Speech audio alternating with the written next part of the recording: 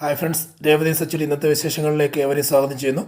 ഈ ചാനൽ ആദ്യമായിട്ട് കാണുന്ന ആരെങ്കിലും ഉണ്ടെന്നുണ്ടെങ്കിൽ ചാനൽ സബ്സ്ക്രൈബ് ചെയ്യാനും ലൈക്ക് അടിക്കാനും നിങ്ങളെ ഒരിക്കൽ കൂടി ഓർമ്മിപ്പിക്കുന്നു. അതിലെ ഇന്നത്തെ വിശേഷങ്ങൾക്ക് നമുക്ക് കിടക്കാം. അങ്ങനെ നമ്മുടെ സുധിയുടെ ബോഡി ഗാർഡ് വളരെ നീണ്ടതായിട്ടുള്ളൊരു മെനു തന്നെയാണ് കൊടുക്കുന്നത്. അത് രാവിലെ 20 ഇഡ്ഡലി, 20 അല്ലെങ്കിൽ 20 ഇഡ്ഡലി അല്ലെങ്കിൽ 20 പുട്ട്, അതുപോലെ തന്നെ ഉച്ചയ്ക്ക് 4 പേർക്കുള്ള ചോറ്, പിന്നെ ഐക്രോ ഫ്രൈ, പിന്നെ ഒരു ഒരു കോഴിയെ നിർത്തിപ്പൊരിച്ചത്. ഒരാഴ്ച അടുത്ത് ചോദിക്കുന്നുണ്ട്, ശ്രുതി ചോദിക്കുന്നുണ്ട്, അപ്പോൾ അതിന് തൂവൽ വേണം. ആ തൂവൽ വേണ്ട സാർ, കാരണം തൂവലിൻ്റെ ശരിയാകത്തില്ല സാർ. അത് കഴിഞ്ഞ് വൈകിട്ടാണെന്നുണ്ടെങ്കിൽ പിന്നെ മട്ടൻ സൂപ്പ്, പിന്നെ വൈകിട്ടാണെന്നുണ്ടെങ്കിൽ 20 ചപ്പാത്തി, പിന്നെ അതിന് മട്ടൻ കറി രാത്രി. അതുകൂടാതെ അത് ദഹിക്കാൻ വേണ്ടി 12 ഡസൻ അല്ല 2 ഡസൻ പഴം, ഇതൊക്കെ വേണമെന്ന് പറഞ്ഞു. അയ്യോ ഇത്രയോ? അവിടെ ഇതൊക്കെ ചെറുതില്ല സാർ, ഇതൊക്കെ ചെറുത്. കാരണം ഇപ്പം ഇവിടെ ഒരാൾ വരുവാണെന്നില്ല, സാറിനെ എതിർക്കാൻ ഒരാൾ വരുമോ, സാറിനെ അടിക്കാൻ ഒരാൾ വരുവാണെങ്കിൽ ആളെ എതിർക്കാൻ വേണമെന്നുണ്ടെങ്കിൽ എൻ്റെ ബോഡി എപ്പോഴും മെയിൻറ്റെയിൻ ചെയ്തിരിക്കണം സാർ. അതുകൊണ്ട് അതിന് ഈ തക്കതായിട്ടുള്ള രീതിയിലൊരു ബോഡി മെയിൻറ്റെയിൻ ചെയ്യാൻ വേണ്ടിയാണ് സാർ. സാറിനത് മനസ്സിലാക്കാത്ത തന്നെ സാർ എന്നൊക്കെ ഒരു രീതി ചോദിക്കുന്നുണ്ട്. എന്നാ പറയുക, ഇത് ഉടനെ ശ്രുതി ആളോട് ചോദിക്കുന്നുണ്ട്, പൈലി താനൊരു കാര്യം മനസ്സിലാക്കണം, ഞാൻ ഹോട്ടലല്ല നടത്തുന്നത്, അതായത് ചന്ദ്രമതി ഹോം അപ്ലയൻസ് എന്ന് പറഞ്ഞൊരു ഗൃഹോപകരണങ്ങളുടെ ഒരു ഷോറൂമാണ് നടത്തുന്നത്, അല്ലാതെ ഈ ഹോട്ടലൊന്നുമല്ല. തൻ്റെ ഈ ഇത്രയും വലിയ രീതിയിലുള്ള മെനു കണ്ടിട്ട് അതിനനുസരിച്ച് നിനക്കത് ഫുഡ് മേടിച്ച് തരാൻ വേണ്ടി ഇപ്പോൾ താൻ ഉദ്ദേശിക്കുന്നതിനേക്കാൾ സാലറി 10,000 രൂപ താൻ പറഞ്ഞിട്ടുള്ളൂ. പക്ഷേ ഈ ഫുഡിന് തന്നെ ഒരു എമൗണ്ട് പോകുന്നുണ്ടല്ലോ, അതെങ്ങനെ മെയിൻറ്റെയിൻ ചെയ്യുന്ന പറയും. സാർ ഇതിപ്പം സാറിന് അടിക്കാൻ വരുന്ന ആളെ ഞാൻ എങ്ങനെ മെയിൻറ്റെയിൻ ചെയ്യും? ഞാൻ മെലിഞ്ഞിരുന്നാലോ അല്ലെങ്കിൽ ക്ഷീണിച്ചിരുന്നാലോ നടക്കുമോ സാർ? അതൊന്നും മനസ്സിലാക്കാതിരുന്നത്. ഉടനെ ശ്രുതി ചോദിക്കുന്നുണ്ട്, താൻ ഇത്രയൊക്കെ പറയുന്നുണ്ടല്ലോ, താൻ ഒരാളെ എതിർക്കും, അല്ല താൻ ഈ ജോലിക്ക് ഫിറ്റാണ് എങ്ങനെയാണ് എനിക്ക് മനസ്സിലാകുന്നത് ചോദിക്കുമ്പോഴത്തേക്ക് പറയാം, സാർ ഒരു കാര്യം ചെയ്യും, ഒന്ന് എഴുന്നേക്കാൻ പറയും. ഉടനെ ഈ പൈലി ഒന്ന് സീറ്റിൽ നിന്ന് എഴുന്നേക്കും. അതുപോലെ ഇയാൾ ശ്രുതി എഴുന്നേറ്റിട്ട് എന്താ പൈലെന്ന് പറയും, ഇങ്ങോട്ട് വാസാറെന്ന് പറഞ്ഞു. എഴുന്നേറ്റ് വരുന്ന ശ്രുതിനെ പൊക്കി എടുത്തിട്ട് കറക്കി കഴിയുമ്പോഴത്തേക്ക് ശ്രുതി കിടന്ന് കരയുക. അയ്യോ താഴെ ഇറക്കെന്ന് പറഞ്ഞ് കരഞ്ഞുകൊണ്ടിരിക്കുമ്പോഴത്തേക്ക് അങ്ങനെ താഴെ ഇറക്കി വിട്ട് കഴിയുമ്പോഴത്തേക്ക് ഇപ്പം സാർ മനസ്സിലായോ സാർ? കാരണം ഇതിപ്പം ഞാൻ വെറുതെ പറഞ്ഞല്ല സാർ, സാറിനെ പൊക്കാനും സാറിനെ അല്ലെങ്കിൽ ഇപ്പോൾ വേറൊരാൾ വരുവാണ്, ഇതുപോലെ സാറിൻ്റെ അത്ര പൊക്കവും വണ്ണവും നീളവും ഒക്കെ ഉള്ള ഒരാൾ വരിക, ആൾ എതിർക്കാൻ വരുന്ന ആളെ എനിക്ക് പൊക്കിയെടുത്ത് വലിച്ചെറിയണമെന്നുണ്ടെങ്കിൽ ഇത്ര ആരോഗ്യം വേണ്ട സാർ എന്ന് പറയുമോ? ഇതിനായിരുന്നു ചെയ്തത്? ഞാൻ ആകെ പേടിച്ച് പോയി. ഉടനെ ശ്രുതി അടുത്തിരുന്ന് എന്താ കുഴപ്പമുണ്ടോ ചോദിച്ചു. അത് കറങ്ങി അടിച്ച് ശ്രുതി താഴെ വന്ന് താഴെ ഇറക്കി വിട്ട് കഴിയുമ്പോഴത്തേക്ക് ശ്രുതിയുടെ കണ്ണ് കറങ്ങുന്നുണ്ട്, അല്ല തലയൊക്കെ കിടന്ന് കറങ്ങുന്നുണ്ട്. ഉടനെ ശ്രുതി പറയുക, ഇല്ല കുഴപ്പമില്ല പിന്നെ വന്ന് സീറ്റ് ഇരുന്നിട്ട് താൻ ഈ ജോലിക്ക് ഫിറ്റാണോ പൈലി? കുഴപ്പമൊന്നുമില്ല, പേടിച്ച് ഒക്കെ പറഞ്ഞു, താൻ ഈ ജോലിക്ക് ഫിറ്റാണ്, കുഴപ്പമൊന്നുമില്ല, എന്താണെങ്കിലും നോക്കാം, ഇന്ന് തന്നെ ജോലിക്ക് കയറി കുഴപ്പമൊന്നുമില്ലെന്ന് പറയുമ്പോഴത്തേക്ക് സാർ ഓക്കെ സാർ, ഞാൻ ഇന്ന് തന്നെ ജോലിക്ക് കയറിക്കും സാർ, വേറൊന്നും നോക്കണ്ട സാർ, ഇത്രയും ഫുഡും അതിനനുസരിച്ച് ശമ്പളം 10,000 രൂപ ശമ്പളവും തന്നു കഴിഞ്ഞ് കഴിഞ്ഞാൽ സാറിന് ഒരുത്തനും പോലും തൊടത്തില്ല സാർ. ആ തൊട്ട് കഴിഞ്ഞാൽ അവനെ നമ്മൾ തീർത്ത് കളയും സാർ എന്ന് പറയുമ്പോഴത്തേക്ക് അങ്ങനെയൊക്കെ ആണെങ്കിൽ കുഴപ്പമില്ല, താൻ ധൈര്യമായിട്ട് പൊക്കോ, താൻ ഇന്ന് തന്നെ ജോലിക്ക് കയറിക്കോ എന്ന് പറയുമ്പോഴത്തേക്ക് ശരി സാർ എന്ന് പറയുമ്പോൾ ഉടനെ അടുത്ത് നിന്ന് ശ്രുതി ചോദിക്കുന്നുണ്ട്, ഓക്കെ ആണോ? ഓക്കെ ഇനിയൊന്നും പേടിക്കേണ്ട ആവശ്യം, ഞാനൊരു മുതലാളിയായിട്ട് ഇനി ഈ സീറ്റിലിരിക്കും, എന്നെ ആര് തോന്നുന്നു ഞാൻ നോക്കട്ടെ ഒന്ന്. കാരണം പിന്നെ ഒരു കാര്യം, ഞാൻ അവൻ്റെ മെനു ആണ് സഹിക്കാൻ പറ്റാത്തത്. ശമ്പളത്തിനെക്കാട്ടും ഡബിൾ ഇരട്ടി വരുന്നതായിട്ടുള്ള മെനു കേട്ടിട്ട് തന്നെ എനിക്ക് ഞാനിനി വേറെ എവിടെയെങ്കിലും പോയി കാശ് ഉണ്ടാക്കണമെന്ന് തോന്നുന്നു. അവൻ്റെ മെനുവിന് തക്കതായിട്ട് രീതിയിൽ പറഞ്ഞു കൊടുക്കാൻ വേണ്ടി, അല്ല മെനു തക്കതായിട്ട് രീതിയിൽ കാശുണ്ടാക്കി കൊടുക്കാൻ വേണ്ടി, അത് മെയിൻറ്റെയിൻ ചെയ്യാൻ വേണ്ടി എന്ന് പറയുമ്പോഴത്തേക്ക് അതൊന്നും കുഴപ്പമില്ല, നല്ലൊരു സെക്യൂരിറ്റി എല്ലാം കിട്ടിയെന്നുള്ള രീതി ശ്രുതി പറയുന്നുണ്ട്. ഓക്കെ എന്ന് പറഞ്ഞ് നിർത്തുന്ന സീനാണ് ഇപ്പോൾ അവിടെ കാണുന്നത്, ഷോറൂമിൽ കാണുന്ന സീൻ എന്ന് പറയുമ്പോൾ നമ്മുടെ രേവതിയുടെ അമ്മ നേരെ കരഞ്ഞുകൊണ്ട് ഓടി വന്ന് മറ്റേ ആ ഫോട്ടോ, അതായത് അവരുടെ ഹസ്ബൻഡിൻ്റെ ഫോട്ടോയുടെ ഫ്രണ്ടിൽ നിന്നിട്ട് കരഞ്ഞുകൊണ്ട് പറഞ്ഞ, കൃഷ്ണേട്ടാ നമ്മുടെ മോളുടെ അവസ്ഥ കണ്ടില്ലേ? കാര്യം എന്ന് പറഞ്ഞു കഴിഞ്ഞാൽ ആശുപത്രിയിലായി, അതിന് കാരണക്കാരനെ നമ്മുടെ മോൻ തന്നെ ആൻറ്റിനോട് കൂട്ടുകൂടി ഇങ്ങനെ വല്ലാത്ത രീതിയിൽ കൂട്ടുകൂടി അത് അവൻ നശിച്ചുകൊണ്ടിരിക്കുന്നത് ചോദ്യം ചെയ്യാൻ പോയ മോളുടെ അവസ്ഥ കണ്ടോ? വല്ലാണ്ടിരിക്കുന്നു, ആശുപത്രി കിടക്കുവാണ്. കൃഷ്ണേട്ടാ എങ്ങനെയും എൻ്റെ കൊച്ചിനെ എനിക്ക് തിരിച്ചു കിട്ടണം, കാരണം അതിന് കൃഷ്ണേട്ടൻ എങ്ങനെയും രക്ഷപ്പെടുത്തണം, ഒന്നും പറ്റരുതേ എന്നുള്ള, അത് ദൈവത്തോട് പ്രാർത്ഥിക്കുന്ന പോലെ തന്നെ ആ ഫോട്ടോയെ നോക്കി പറഞ്ഞുകൊണ്ടിരിക്കുകയാണ്. കാരണം ഇപ്പം തൻ്റെ എന്നാ തൻ്റെ ഹസ്ബൻഡാണല്ലോ. അപ്പോൾ മരിച്ചു പോയെന്ന് ഞാനും പറഞ്ഞ തൻ്റെ സാന്നിധ്യം കൊണ്ടെങ്കിലും കൊച്ചിൻ്റെ അടുത്ത് കൊച്ചിനെ വന്ന് രക്ഷപ്പെടുത്തും എന്നുള്ള രീതിയിൽ ഇങ്ങനെ സംസാരിച്ചുകൊണ്ട് അങ്ങനെ പ്രാർത്ഥിച്ചുകൊണ്ട് നിൽക്കുകയാണ്. അപ്പോഴത്തേക്ക് എന്നിട്ട് പെട്ടെന്ന് ഒരുങ്ങി ഇറങ്ങാൻ നേരത്ത് നേരെ ശരത്ത് വരിക. ശരത്ത് വന്നിട്ട് ചോദിക്കുക, എന്താ പറ്റി ഇവിടെ, എന്തുകൊണ്ടാണ് അമ്മ കരയുന്നതെന്ന് വെച്ചിട്ട്, കരയുന്നോ, നീയൊക്കെ കാരണം കൊണ്ടോ, നീ ഒറ്റൊരുത്തൻ കാരണം കൊണ്ടാണ് ഇങ്ങനെ സംഭവിച്ചുകൊണ്ടിരിക്കുന്നത്, നീ കാരണം കൊണ്ടാണ് കുടുംബം നശിച്ചുകൊണ്ടിരിക്കുന്നത് പറയുമ്പോൾ, എന്ത് കുടുംബം നശിക്കുക, എന്താ അമ്മ പറഞ്ഞത്, അമ്മ ഒന്ന് പറയുന്നത് മനസ്സിലാകുന്നില്ല. എടാ നീ കാരണം കൊണ്ടാണ് നിൻ്റെ അച്ഛൻ ആദ്യം പോയത്, നീ ഞങ്ങളും കൂടെ പറഞ്ഞു വിടുക. എടാ കുടുംബത്തിൽ ഒരാണായിട്ടിരുന്ന് കഴിഞ്ഞ് കഴിഞ്ഞാൽ പിന്നെ കുടുംബം രക്ഷപ്പെടുത്താൻ നോക്കണം. ഈ ഞങ്ങൾ പെണ്ണുങ്ങൾ കഷ്ടപ്പെട്ട് ഓരോന്നുണ്ടാക്കി നിന്നെ അടുപ്പിച്ച് നിന്നെയും പഠിപ്പിച്ച് നിൻ്റെ കാര്യങ്ങൾ നോക്കാൻ വേണ്ടി ഞങ്ങൾ ഇറങ്ങി തിരിക്കുമ്പോഴത്തേക്ക് നീ പാർട്ട് ടൈം ജോബാണ് ഇതാണെന്ന് പറഞ്ഞ് കൂട്ടുകൂടി ആൻ്റണിയോട് കൂട്ടുകൂടി ആവശ്യമില്ലാത്ത രീതിയിലെല്ലാം എന്ത് ചെയ്യുന്നത്, ഞങ്ങളെ നശിപ്പിച്ച്. കാരണം നീ നശിക്കുന്ന കൂടാതെ ഞങ്ങളെ നശിപ്പിച്ച് കൊണ്ടിരിക്കും. കാരണം ഒരാൾ നീ ജോലിക്കുവാണ്, നീ രക്ഷപ്പെടാൻ നശിക്കുക, എന്ത് വേണം ചെയ്യാം. പക്ഷെ അതിൻ്റെ കൂടെ കുടുംബത്തിലുള്ളവരെയും കൂടെ ഇല്ലാതാക്കട്ടെ. അമ്മ പറഞ്ഞൊന്നും മനസ്സിലാകുന്നില്ല അമ്മ എന്നുള്ള രീതി പറയുമ്പോഴത്തേക്ക് പറയാം, എടാ നീ കാരണം നിൻ്റെ ചേച്ചി, നീ കുടിക്കുന്നതും വലിക്കുന്നതല്ല ഞാൻ വിളിച്ച് നിൻ്റെ ചേച്ചിയോട് പറഞ്ഞു, ആൻ്റണിയുടെ കൂട്ടുകൂടി കൊണ്ട് അങ്ങനെ സംഭവിച്ചതെന്ന് പറഞ്ഞു. അപ്പോൾ അതുകൊണ്ട് അത് ചോദിക്കാൻ പോയ ആൻ്റണി അത് രേവതിനെ ആൻ്റണി തള്ളിയിട്ട് തലയ്ക്ക് ഒരു പരിക്കൊക്കെ പറ്റിയ അത് ചോരയൊക്കെ ഒരുപാട് പോയി. സ്കാനിങ് ഒക്കെ വേണമെന്നൊക്കെ പറഞ്ഞുകൊണ്ടിരിക്കുക. കാരണം സ്കാനിങ് ചെയ്യാനിട്ട് എൻ്റെ കൊച്ചിന് എന്തെങ്കിലും പറ്റിപ്പോയി കഴിഞ്ഞാൽ നിന്നെ ഞാൻ ഇല്ലാതാക്കൂടാ. കാരണം ഞാൻ അന്ന് സച്ചി ചെയ്തത് ശരിയാണ് ഇപ്പോഴാണ് ഓർക്കുന്നത്. അന്ന് നിൻ്റെ കൈ ഒടിച്ചപ്പോഴത്തേക്ക് ഞാൻ സച്ചിനെ എതിർത്താണ്, സച്ചി ചെയ്ത് തെറ്റാണെന്നൊക്കെ പറഞ്ഞ് ഞാനും എൻ്റെ മക്കളും എൻ്റെ പെമ്മക്കളെല്ലാം ചേർന്ന് പറഞ്ഞാണ്. പക്ഷേ ഇപ്പോഴേ ഞാൻ ആലോചിക്കുന്നത് നിൻ്റെ കൈയല്ല കാല ഒടിക്കേണ്ടത്. ഞാൻ ഇപ്പോഴാണ് ആലോചിക്കുന്നത്, നീ അത് ചെയ്തത് നീ അത് അറിയിക്കുന്നവനാടാ എന്നൊക്കെ പറഞ്ഞ് അമ്മ കുറേ വഴക്ക് പറയും. അതുകൊണ്ട് പറയാം, ഇനിയിപ്പോൾ എൻ്റെ മോൾക്ക് എന്തെങ്കിലും പറ്റിപ്പോയി കഴിഞ്ഞാൽ, ഇപ്പോൾ എൻ്റെ മോൾ ഹോസ്പിറ്റലാണ്, എൻ്റെ മോളെ എന്തെങ്കിലും സംഭവിച്ചു കഴിഞ്ഞാൽ മോനെ നിന്നെ ഞാൻ ഇല്ലാതാക്കും, നിന്നെ ഞാനായിരിക്കും, സച്ചിയല്ല ഞാനായിരിക്കും ഇല്ലാതാക്കുന്നത്, നോക്കിയോ നീ ഓർത്ത് വെച്ചോ. എന്താ പറ്റി അമ്മ, എന്താ പറ്റി എന്നുള്ള രീതിയിൽ എടുത്ത് വെച്ചിട്ട് ഇത്ര ഉടനെ പറയുക, നിന്നോട് ഇപ്പോൾ പറഞ്ഞ് മനസ്സിലായില്ലേ, കാരണം എൻ്റെ കൊച്ചി ഹോസ്പിറ്റലാണെന്ന് പറയുമ്പോഴത്തേക്ക്, അയ്യോ അമ്മ ഞാൻ അത്ര വിചാരിച്ചൊന്നുമില്ല, കാരണം ഞാൻ എൻ്റെ ആന്റണിച്ചേട്ടൻ അങ്ങനെ ചെയ്യുമെന്ന് ഓർത്തില്ല. എടാ നിനക്ക് ഇപ്പോഴും നിൻ്റെ ചേച്ചിയും നിൻ്റെ അമ്മേനെയും നിൻ്റെ കുടുംബക്കാരെല്ലാം വിട്ടിട്ട് നിനക്ക് ഇപ്പോഴും ആൻ്റണി എന്ന് മാത്രമുള്ള പേര് മാത്രമുള്ള അവനെ മാത്രം നീ സ്നേഹിച്ചുകൊണ്ടിരിക്കുന്നത്. അവൻ കുറച്ച് കുടിക്കാനുള്ള വെള്ളവും മേടിച്ച് തരും, പിന്നെ വലിക്കാനെല്ലാം നിനക്ക് മേടിച്ച് തരുമ്പോൾ നിനക്ക് അതിന് സന്തോഷമുണ്ടല്ലോ. കാരണം അപ്പം നീ വേറെ ലോകത്തല്ലേ, അപ്പോൾ അതുകൊണ്ട് നിനക്ക് സന്തോഷം കണ്ടെത്താൻ പറ്റും. പക്ഷേ ഇപ്പം നിൻ്റെ ചേച്ചിയുടെ അവസ്ഥ കണ്ടില്ലേ, നിനക്ക് ഇത്തിരിയെങ്കിലും ഇഷ്ടം ഉണ്ടായിരുന്നു നിൻ്റെ ചേച്ചി ഈ ഒരു അവസ്ഥയിൽ എത്തത്തില്ലായിരുന്നു പറയും. അതുകൊണ്ട് അമ്മ എനിക്ക് ചേച്ചിയുടെ സ്നേഹമില്ലെന്ന് നീ അമ്മ പറയരുത്. കാരണം എടാ സ്നേഹം ഉണ്ടായിരുന്നെങ്കിൽ നിനക്ക് നിൻ്റെ ചേച്ചിക്ക് ഇങ്ങനെ ഒരു അവസ്ഥ ഉണ്ടാകുമെന്ന് ചോദിക്കുക. ഇല്ലമ്മ ഞാൻ അങ്ങനെ സംഭവിക്കുന്നത് ഞാൻ ഓർത്തില്ല, എന്താണെന്നും ഞാൻ നോക്കട്ടെ എന്തെങ്കിലും ചെയ്യാന്ന്. ഉടനെ പെട്ടെന്ന് തന്നെ കോള് വരുവാണ്. അമ്മയ്ക്ക് കോള് വരും. അമ്മ കോൾ എടുത്ത് കഴിയുമ്പോഴത്തേക്ക് ദേവു ഞാൻ തന്നെ വീട്ടിൽ നിന്ന് ഇറങ്ങുമോ, അതുകൊണ്ട് ഞാനിപ്പോൾ ഇറങ്ങാം മോളാ വഴി നീക്കി ഇപ്പം തന്നെ ഇറങ്ങി വരാമെന്നുള്ള രീതി പറയുമ്പോഴത്തേക്ക് ശരി അമ്മേ അവിടെ നിന്നോ, അല്ല ഞാൻ അവിടെ നിൽക്കാം, അമ്മ അങ്ങോട്ട് വന്നാൽ മതി എന്നുള്ള രീതി പറഞ്ഞ് ഫോൺ കോൾ കട്ടാകുവാണ്. നമ്മുടെ ശരത്തും അമ്മയും സംസാരിച്ചുകൊണ്ടിരിക്കുമ്പോൾ തന്നെ ശരത്ത് ഇറങ്ങി പോകുന്നുണ്ട്. അപ്പോൾ ആ കോൾ വരുമ്പോൾ തന്നെ ഇറങ്ങി പോകുന്നുണ്ട്. അത് കഴിഞ്ഞ് നേരെ വരുന്നത് നമ്മുടെ ആൻ്റണിയുടെ ഓഫീസിലേക്കാണ്. ആൻ്റണിയുടെ ഓഫീസിൽ വരുമ്പോഴത്തേക്ക് അതിൻ്റെ മുമ്പ് കാണിക്കുന്നത് ആൻ്റണി ഇങ്ങനെ അടിയൊക്കെ കൊണ്ടിട്ട് ശരീരമൊക്കെ ഭയങ്കര വേദന കൊണ്ട് ഇങ്ങനെ പൊളയുമ്പോഴത്തേക്ക് തൻ്റെ സ്റ്റാഫ് പറയുക, അവൻ എന്തൊരു അടിയല്ലേ അടിച്ച് ആൻ്റണി ചേട്ടാന്ന് പറയുമ്പോഴത്തേക്ക്, അത് പോടാ നീയൊക്കെ അടിച്ചുകൊണ്ടിരുന്നപ്പോഴത്തേക്ക് നോക്കിക്കൊണ്ടിരുന്നില്ലേ, എന്നിട്ട് നീയൊക്കെ ഇപ്പോൾ ഇങ്ങനെ ഓരോന്ന് പറയുന്നോ, നിനക്ക് എന്തിനാണ് ഞാൻ ശമ്പളം തരുന്നത് എന്നുള്ള രീതിയിലൊക്കെ ചോദിക്കുമ്പോഴത്തേക്ക് നേരെ അങ്ങോട്ട് ശരത്ത് കയറി വരുമോ. ശരത്ത് കയറി വന്നിട്ടുണ്ടെങ്കിൽ ചോദിക്കുന്നുണ്ട്, നീയൊക്കെ എന്താ എന്നെ ചേച്ചിയെ കാണിച്ചെന്ന് ചോദിക്കുക.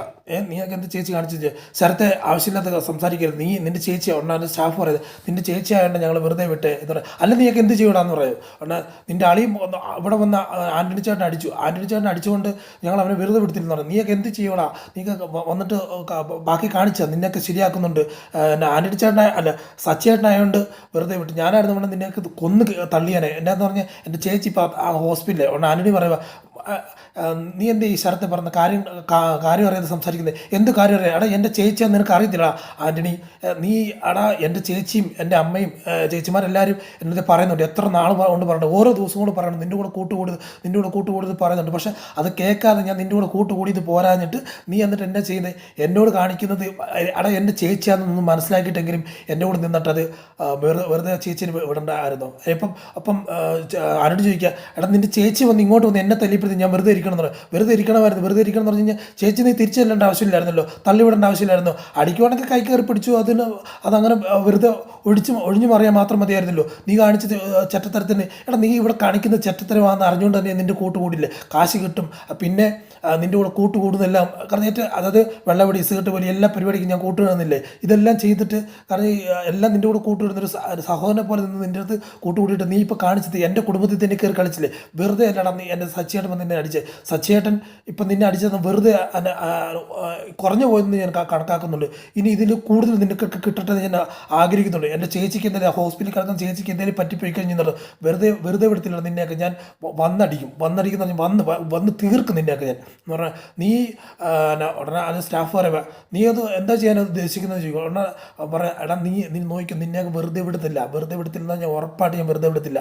ഉറപ്പായിട്ട് തന്നെ നിനക്ക് വലിച്ചു കീറും എന്നുള്ളത് പറയുമ്പോഴത്തേക്ക് ആൻ്റണി പറയുക, നീ ഒന്ന് നോക്ക് കാണണമെന്ന് പറയുമ്പോഴത്തേക്ക് കാണാനൊന്നും ഇല്ലടാ ഞാൻ വരുക, ഇന്നത്തോടെ നമ്മുടെ പരിപാടി തീരും.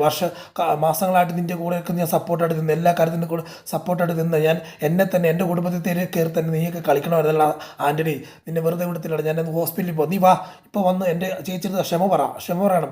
മര്യാദയ്ക്ക് വന്ന് ക്ഷമ പറഞ്ഞില്ലെന്നുണ്ടെങ്കിൽ ഇതിൻ്റെ ബാക്കി നീ അനുഭവിക്കുന്നത്. ഞാനെന്തിനു ക്ഷമ പറഞ്ഞു? നിൻ്റെ ചേച്ചിയിൽ ഇങ്ങോട്ട് കയറി വന്ന് എന്നോട് വഴക്കുണ്ടാക്കിയത്, എന്നെ ആവശ്യമില്ലാതെ പറഞ്ഞത്, അതുകൊണ്ട് ഞാനെന്തിനു ക്ഷമ പറയുമ്പോഴത്തേക്ക് പറയാം, എൻ്റെ ചേച്ചി കൈ നീട്ടുക മാത്രമേ ചെയ്തുള്ളൂ. പക്ഷെ നീ അവളെ ഉന്തിത്തള്ളി വിട്ട് അടിക്കുകയൊക്കെ ചെയ്തിട്ട് ഇപ്പോൾ അവൾ ഹോസ്പിറ്റലിൽ എൻ്റെ സ്കാനിങ് റിപ്പോർട്ട് പ്രതീക്ഷിച്ച് കിടക്കുക. അത്രയ്ക്ക് രീതിയിൽ അവളുടെ അതിന് ഇഞ്ചറി കൂടിയിട്ടുണ്ട്.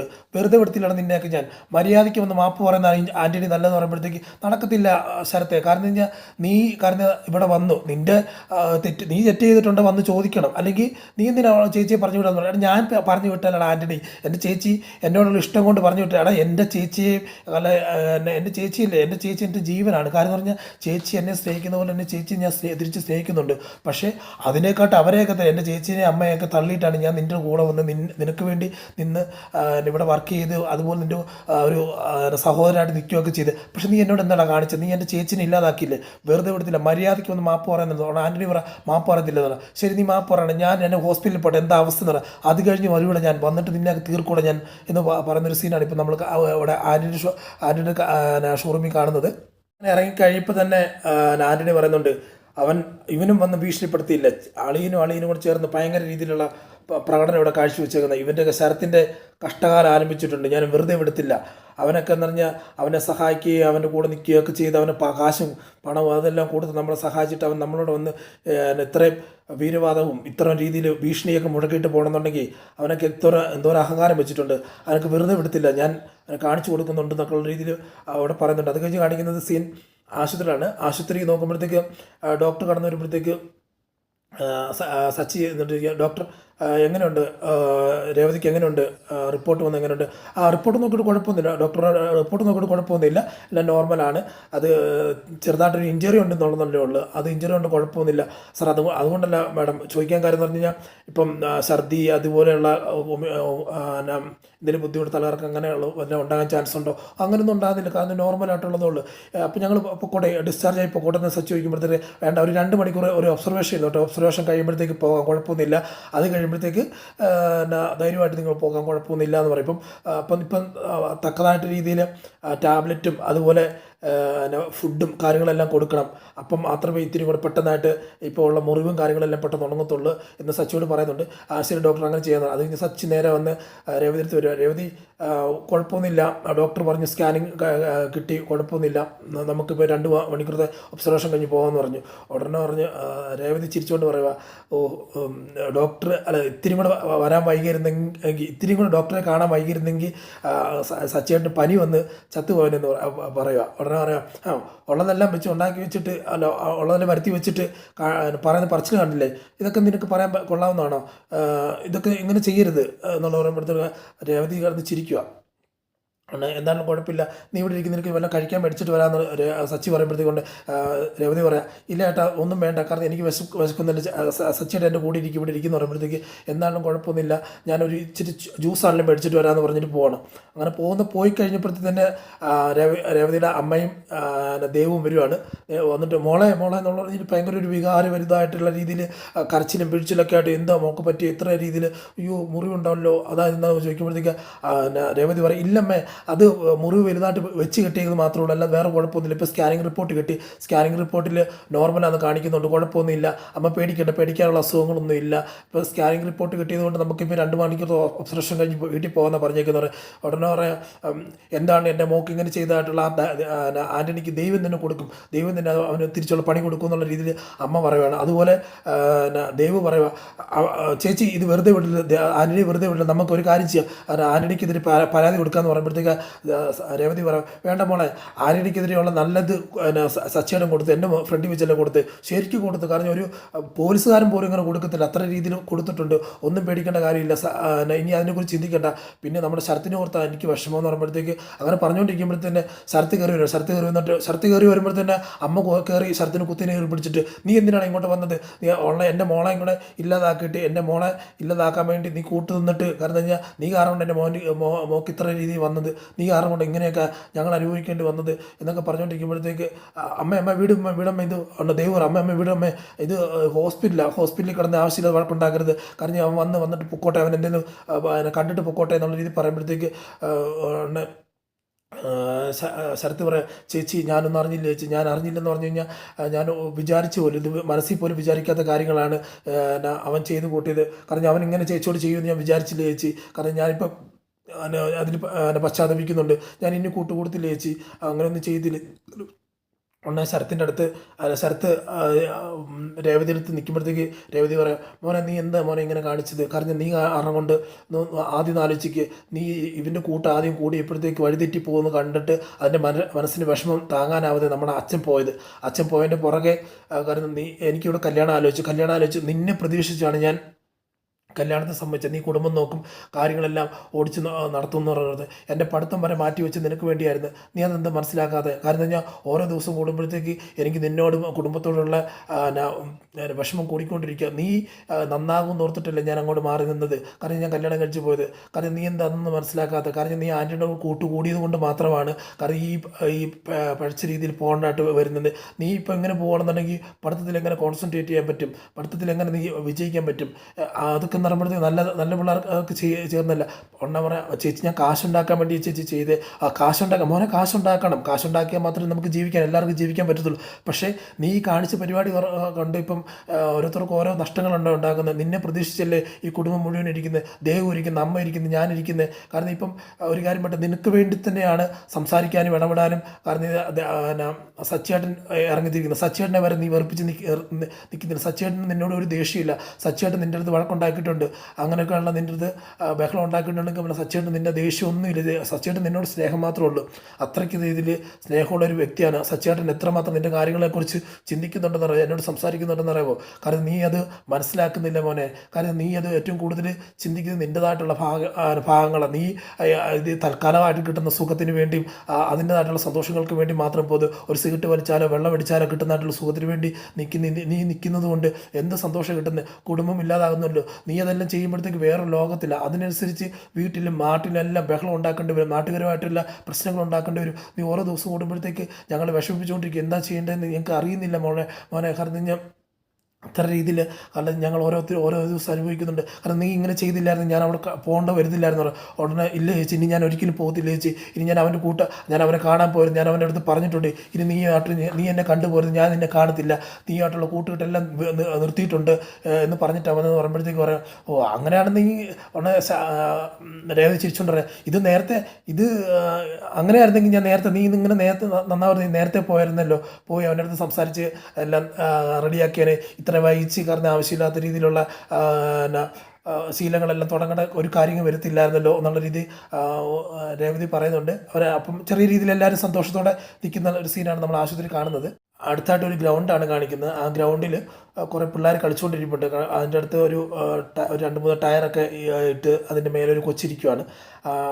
അപ്പോൾ ഒരു ആൾ വന്ന് വണ്ടി നിർത്തിയിട്ട് സ്കൂട്ടർ നിർത്തിയിട്ട് ബൈക്ക് നിർത്തിയിട്ട് കൊച്ചിൻ്റെ അടുത്ത് വരുത്തുന്നു. കൊച്ചിൻ്റെ അടുത്ത് വന്നിട്ട് എന്നാണ് മോൻ കളിക്കുന്നില്ല ചോദിക്കുക. ഞാൻ 100 അടിച്ചു, ഞാൻ 100 അടിച്ച് നിൽക്കുക, ഇനിയിപ്പം ഇന്നത്തെ കളി കഴിഞ്ഞു, ഇനി നാളെ കളിക്കാനുള്ളൂ, ഞാൻ നേടേണ്ടതായിട്ടുള്ള റൺസൊക്കെ നേടിയിട്ട് നിൽക്കുക എന്ന് പറഞ്ഞു. ആണോ മോൻ അത്ര നല്ല രീതിയിൽ കളിക്കുന്നതല്ലേ? അപ്പം ഒരു കാര്യം പറയട്ടെ, മോൻ നാളത്തെ സച്ചിൻ ടെണ്ടുൽക്കർ ആകണം. അപ്പോൾ അതുകൊണ്ടേ അങ്കിളിന് കൊടുക്കുന്നൊരു ഫോട്ടോ എടുക്കുക, അങ്കിൾ ഇത്ര റൺസൊക്കെ അടിച്ചുകൊണ്ട് അങ്കിളിന് കൊടുക്കുന്നൊരു സെൽഫി എടുക്കാമോ എന്ന് ചോദിക്കുമ്പോഴത്തേക്ക് അതിപ്പോൾ എന്നെ എടുക്കാമെന്ന് പറഞ്ഞാൽ കൊച്ചും പറഞ്ഞത് അങ്ങനെ ഒരു സെൽഫി എടുക്കുന്ന ഒരു സീനാണ് ലാസ്റ്റ് കാണിക്കുന്നത്.